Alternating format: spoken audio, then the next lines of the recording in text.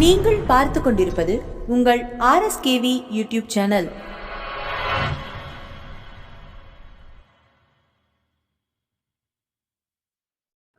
உங்கள் அனைவருக்கும் எங்கள் RSKV டிவி சேனலின் அன்பு வணக்கங்கள். இந்த புத்தகத்தின் பெயர் ஏடு. இந்த புத்தகத்தை எழுதியவர் திருமதி க. அம்பிகா அவர்கள். இந்த புத்தகத்தை வாசிப்பவர் நான் உங்கள் திருமதி ரமா சதீஷ்குமார்.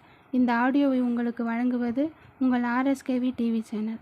நீங்கள் ஏடு என்ற புத்தகத்தில் உள்ள பகுதி 177 வரை கேட்டு இருப்பீர்கள். அதனைத் தொடர்ந்து இந்த வாரத்தில் பகுதி 178 கேட்போம். பகுதி 178. விபூதியின் மகிமைகள் என்ன? அவற்றை ஏன் நெற்றியில் பூச வேண்டும்? இந்துக்களின் சமய சின்னங்களுள் ஒன்று விபூதி. விபூதி ஓர் வடமொழி சொல்லாகும்.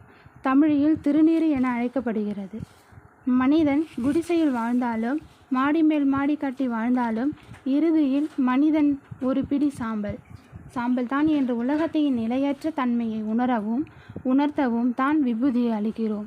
விஞ்ஞான ரீதியில் விபூதி அணிவதால் உடலில் கிருமிகள் அழிக்கப்படுகின்றன. வியர்வையால் ஏற்படும் துர்நாற்றத்தையும் போக்குகிறது. மேலும் நமது ஞாபக சக்தியை அதிகரிக்கிறது.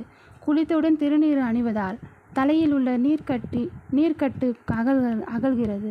கண் திருஷ்டியால் ஏற்படும் தீமைகளில் இருந்தும் நம்மை பாதுகாக்கிறது. எனவே பகுதி 178 இத்துடன் நிறைவு பெற்றது. இனி அடுத்த வாரம் புதன்கிழமை மற்றொரு பகுதியில் உங்களை சந்திக்கும் வரை உங்களிடம் இருந்து விடை பெறுவது நான் உங்கள் திருமதி ரமா சதீஷ்குமார். வணக்கம்.